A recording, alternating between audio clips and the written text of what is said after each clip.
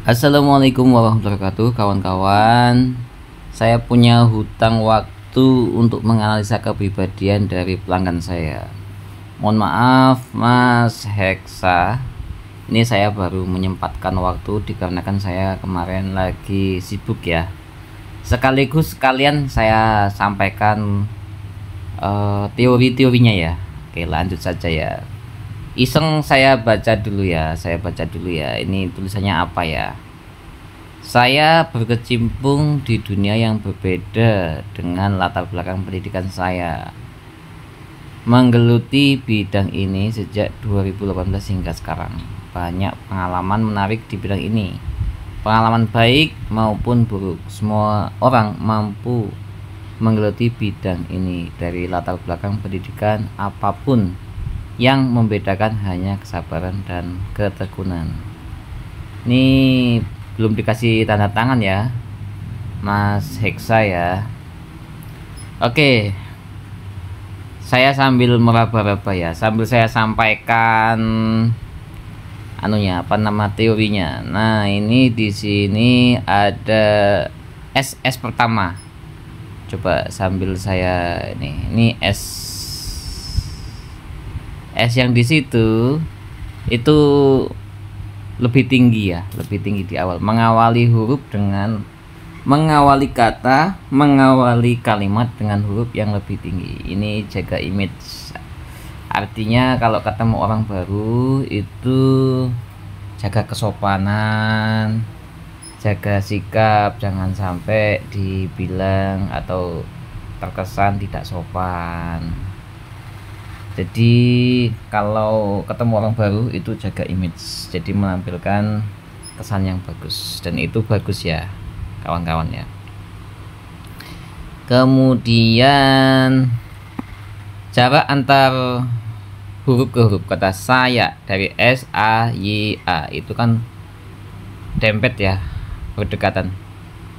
Sama juga dengan kata berkecimpung, itu masing-masing huruf tulisannya itu jaraknya dekat.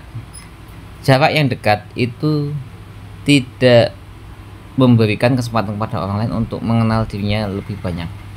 Kalau jaraknya itu renggang ya, contohnya kata ini Mas, kata buruk ini ya, saya tuliskan ya di kata buruk sini ya. Nah, itu U dan K kan jauh ya, U dan K itu jauh, jadi ada jeda di huruf yang ada jeda. Itu berarti memberikan ruang pada orang lain mengenal dirinya. Kalau jarak antar huruf itu berdekatan, maka dia tidak memberikan kesempatan orang lain untuk mudah mengenal dirinya. Jadi sebagian dirahasiakan, sebagian disampaikan. Kemudian jarak antar spasi. Yang dibilang spasi itu yang ini spasi nih. Dari kata saya dan berkecimpung itu namanya spasi ya. Spasi yang dekat itu hangat, mudah akrab dengan orang lain. Spasi yang jauh itu cenderung pemilih, cenderung sulit untuk basa-basi kepada orang lain. Nah, ini kan spasinya dekat tidak, jauh tidak ya. Jadi kadang-kadang mudah basa-basi dengan orang lain, kadang-kadang sulit basa-basi dengan orang lain. Tekanannya ini normal, tidak menekan, tidak mengambang. Artinya bukan orang yang keras, bukan orang yang emosional. Jadi kalau mengambang itu ibarat kata begini, kalau tekanan keras itu kayak gini. Nah, seperti 2 kali gores, itu tekanan yang keras ya. Ini tekanannya normal, jadi emosinya normal. Semua huruf I dikasih titik. Perhatikan di sini banyak huruf I ya, di semua huruf I-nya dikasih titik. Titik itu adalah daya ingat. semakin banyak memberikan tanda titik, itu berarti daya ingatnya semakin bagus. Kalau suatu ketika kok tiba-tiba pelupa menjadi pelupa, itu dipengaruhi sama tekanan darah. Kalau tekanan darahnya lagi turun, ngedrop, otomatis otak kurang oksigen sehingga menyebabkan lupa. Tapi secara umum ini ingatannya bagus ya. Jarak antar baris 1 2 3 4 5 6. Kalau Mas Heksa kemarin kan itu lurus ya, jadi cenderung Mas Heksa kemarin itu spasinya itu lurus begini. Nah, bukan spasi, jarak antar baris itu cenderung ke bawah. Nah, kalau ini sedikit ke kanan kawan-kawan. Kalau ini sedikit ke kanan ya, perhatikan sedikit kanan. Yang sebelah kiri ini cenderung pemaaf, tidak penendam, mudah berdamai dengan masa lalu.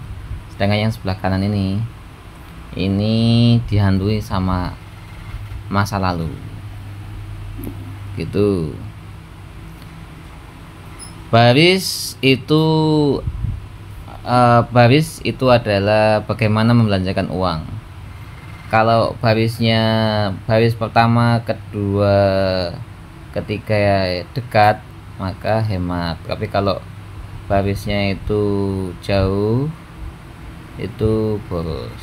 Jadi silakan dianalisa sendiri, ini boros atau hemat, dikarenakan teorinya begitu, semakin dekat semakin hemat, semakin jauh semakin boros.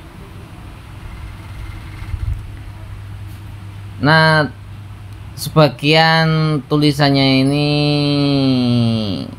baseline-nya itu secara umum ya, baseline itu 70% naik. Baseline itu begini, baseline dari awal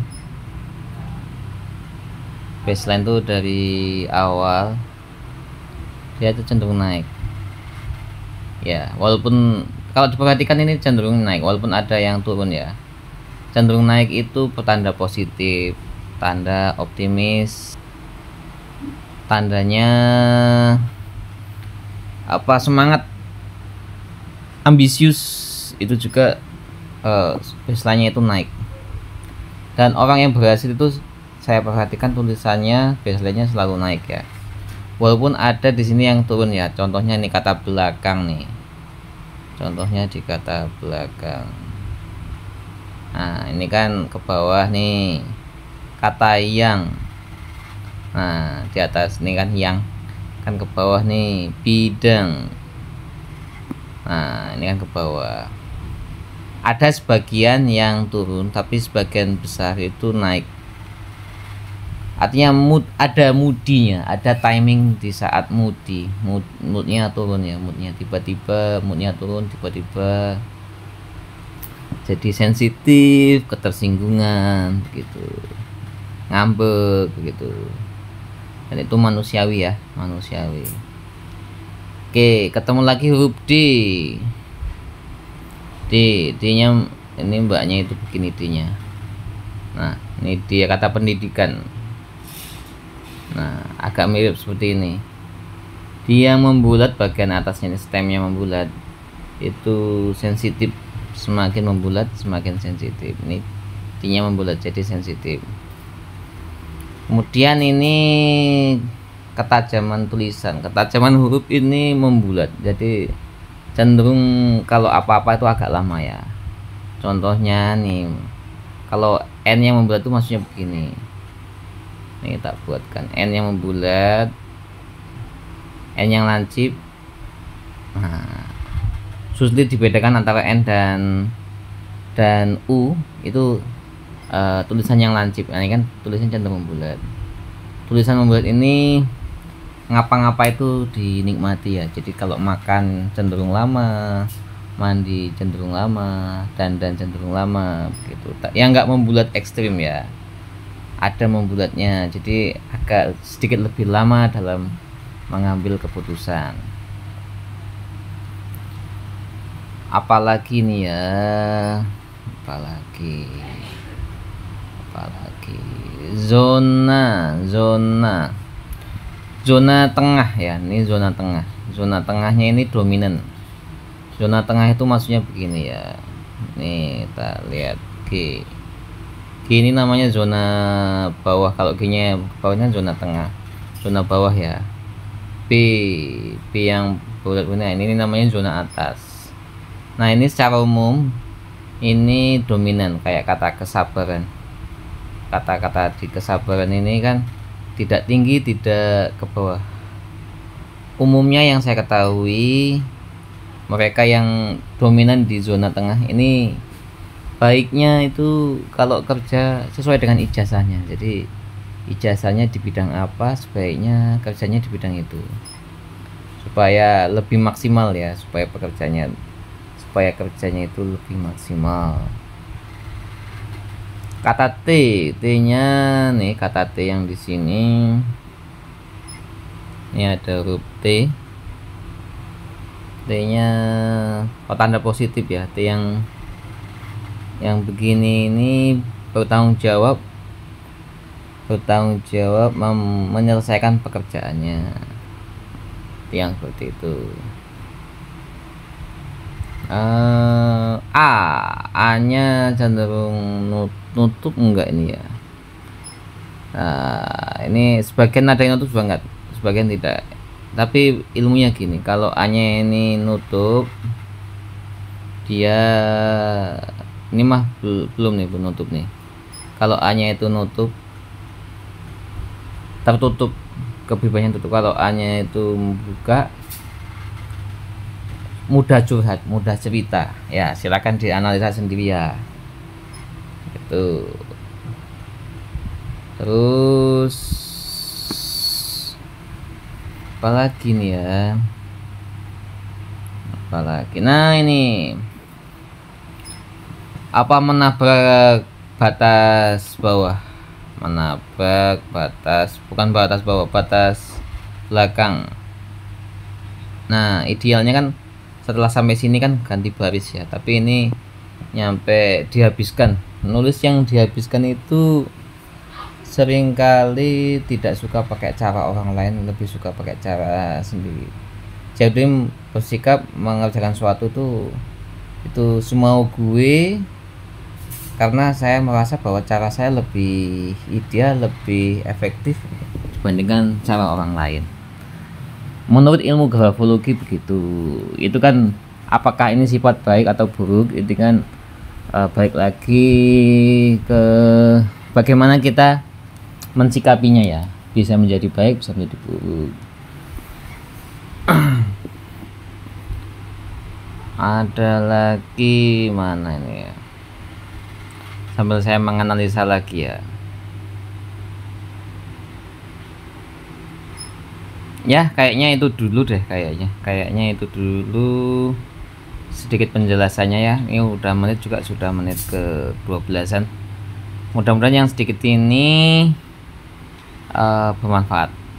Sama satu lagi, suka dengan tanda titik. Ini mengakhiri kata dengan tanda titik nih, ketekunan titik. Setelah kata ketekunan ada tanda titik. Suka dengan tanda titik itu ingin memberikan penekanan bahwa saya akan mempercayai setelah melihat bukti-bukti. Ya tidak mudah percaya sebelum melihat bukti-buktinya. Ya itu tadi sedikit tambahannya ya. Sama ukuran nih, ada lagi sama ukuran. Ukurannya kecil nih. Kenapa saya minta dikasih uang logam Rp1.000 supaya saya bisa ngukur ya. Kalau ukurannya itu besar, keputusannya itu besar, contohnya kata saya, nah itu learning by doing. Tapi kalau katanya hurufnya kecil, learning by reading ya, belajar lewat sekolah, belajar lewat membaca, lewat menganalisa sebuah teori. Oke, terima kasih. Wassalamualaikum warahmatullahi wabarakatuh.